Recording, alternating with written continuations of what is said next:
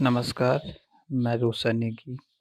आज मैं आपके लिए न्यू टॉपिक लेके आया हूँ, रिटर्न फंक्शन विथ पाइथन।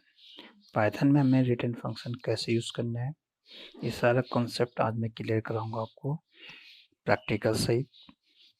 ठीक है स्टूडेंट्स, ओके। और आपको सब्सक्राइब जरूर करना है ताकि आपको अपडेट वीडियो मिलती जाएंगी। ठीक है स्टूडेंट्स, ओके स्टूडेंट। हमारे पास क्वेश्चन है, right a function to pass two parameters, okay, and find the largest value with return। हमें एक ऐसा फंक्शन बनाना है जिसमें हमें दो वैल्यू पास करानी है और हमें वो लार्जेस्ट वैल्यू वापस कर रहे हैं। हमें लार्जेस्ट वैल्यू को क्या कराएगा, वो रिटर्न करा देगा। ओके, तो चलिए यहाँ देखिए आप क्वेश्चंस। यहाँ पे एक फंक्शन मैंने डिफाइन किया है डेफ, और फंक्शन का नाम है लार्ज। ब्रैकेट के अंदर टू पैरामीटर्स पास कराया, ए कॉमा बी, ओके, कॉलन, और ये लार्जेस्ट की कोडिंग हमने यहाँ टाइप कर दी है। If a greater than b, अगर ए ग्रेटर देन है बी से तो सी के अंदर ए स्टोर हो जाएगा, एल्स, ओके, कॉलन, नहीं तो सी के अंदर कौन सी वैल्यू स्टोर हो जाएगी, बी। उसके बाद हमने यहाँ से रिटर्न करा दिया सी, क्योंकि सी के अंदर मेरे को वो वैल्यू मिलेगी जो लार्जेस्ट वैल्यू होगा अकॉर्डिंग टू क्वेश्चन। ठीक है, हमारे पास क्वेश्चन ये था कि हमें लार्जेस्ट वैल्यू को क्या कराना है, रिटर्न कराना है। ठीक है स्टूडेंट्स, उसके बाद हमने एक फंक्शन बनाया, मेन फंक्शन बना दिया कॉल करने के लिए। Def main enter the two values, यहाँ पे एक मैसेज दिया है मैंने टू वैल्यू इनपुट करने के लिए। ए के अंदर फर्स्ट वैल्यू स्टोर हो जाएगा और बी के अंदर सेकंड वैल्यू। ठीक है, लिखना कैसे है, यहाँ देखिए, ए इंट ब्रैकेट के अंदर इनपुट ब्रैकेट ब्लैंक, ये bracket close, b is equal to int input bracket close. तो यहाँ पे मेरे को ए के अंदर वैल्यू स्टोर हो जाएगी और बी के अंदर ही मेरे को यहाँ पे वैल्यू स्टोर हो जाएगी। ठीक है, नेक्स्ट स्टेप में हमने क्या किया, फंक्शन को कॉल करा है। यहाँ पे फंक्शन को कॉल कराने के लिए हमने यहाँ लिखा D is equal to large, यहाँ पे हम फंक्शन का नाम लिखते हैं, और ब्रैकेट के अंदर हमारे पास जो पैरामीटर है ए कॉमा बी, यहाँ से वैल्यू पास हो जाएगी।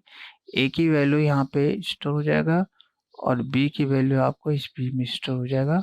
उसके बाद मेरे को यहाँ पे सी, यहाँ से डी के अंदर मेरे को यहाँ पे सी की वैल्यू मिल जाएगी। ठीक है, तो वो आपका लार्जेस्ट वैल्यू हो जाएगी, यहाँ पे प्रिंट हो जाएगा। ठीक, इसे रन करके देखते हैं।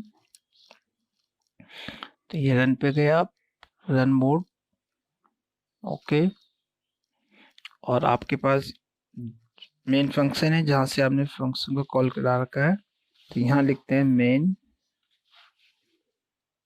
ये फंक्शन कॉल हुआ और वहाँ पे आपने मैसेज दिया था टू वैल्यू इनपुट करने के लिए। तो यहाँ पे टू वैल्यू इनपुट करते हैं, एक लिखा है मैंने 12 और एक लिखा मैंने यहाँ पे 30। तो उसने मेरे को यहाँ पे लार्जेस्ट वैल्यू रिटर्न करा दिया। ठीक है स्टूडेंट्स, ये कॉन्सेप्ट क्लियर हो आपका। चलिए दोबारा से रन करके देखते हैं।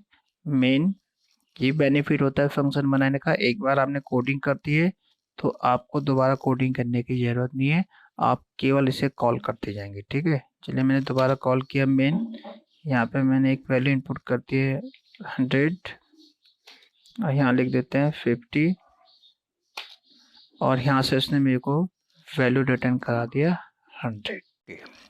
नेक्स्ट एग्जांपल करते हैं। यहाँ पे क्वेश्चन है, आपको स्मॉलेस्ट वैल्यू रिटर्न कराना है, टू पैरामीटर्स होंगे ए और बी। उसके बाद हमने कुछ मॉडिफाई किया इस प्रोग्रामिंग में।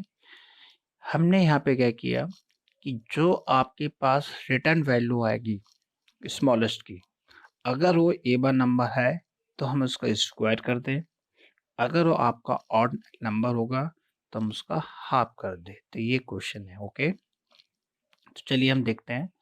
तो ये हमने एक फंक्शन डिफाइन किया, डेफ, फंक्शन का नाम है स्मॉल, ए और बी आपका पैरामीटर है। If A less than B तो सी के अंदर ए स्टोर हो जाएगा, एल्स, नहीं तो सी के अंदर बी स्टोर हो गया। रिटर्न सी, सी को हमने रिटर्न कराया और ये वैल्यू होगी आपकी smallest according to question.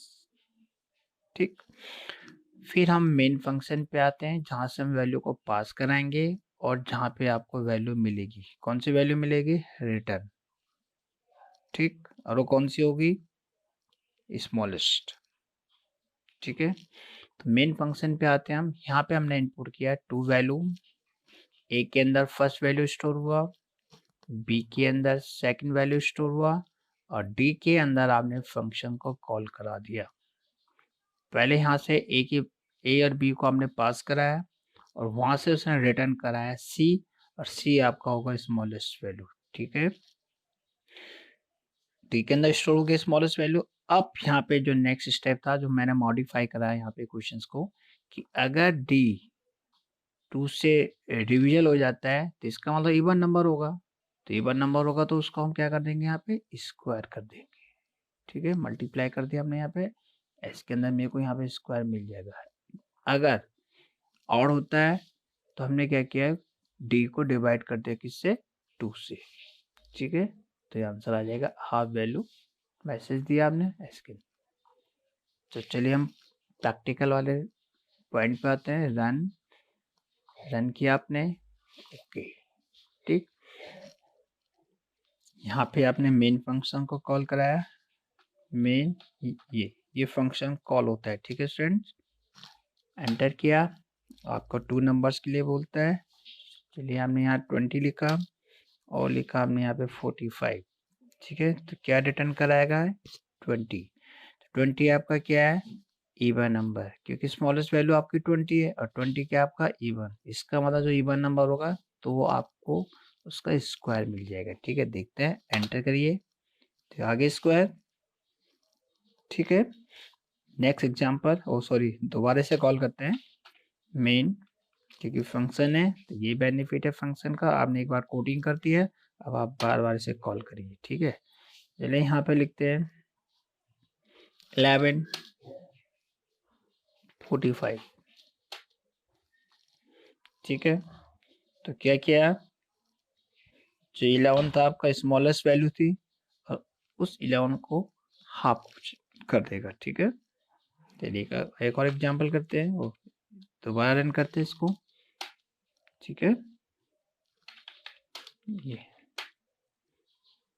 Smallest value 545, उसका ये हाफ आ गया। तो ये था आपका रिटर्न फंक्शन का सेकंड एग्जांपल का जो प्रैक्टिकल है। ठीक है, ओके स्टूडेंट, तो ये आपका रिटर्न फंक्शन क्लियर हो गया कि कैसे रिटर्न फंक्शन को हम यूज़ कर सकते हैं और कैसे इसे एग्जीक्यूट कराना है और कहाँ हम इसको कहीं दूसरे फंक्शन के अंदर पास करा सकते हैं रिटर्न फंक्शन को। ठीक है, ठीक, तो ये मैंने दोबारा एक्सप्लेन करा रहा हूँ। यहाँ पे आपने क्या किया? मेन फंक्शन से 2 वैल्यू पास करा है यहाँ पे, ए और बी। उसके बाद यहाँ आपने कोडिंग करी और सी से आपने रिटर्न कराया था जो कि डी के अंदर स्टोर हो चुका था। फिर आपने दोबारा यूज़ किया उस फंक्शन को, उस वैल्यू को, कि अगर वहाँ से जो वैल्यू आपके पास आती है अगर वो इवन है तो हमने इसको स्क्वायर किया, अगर जो वो ऑड होता है तो हमने इसका हाफ कर दिया।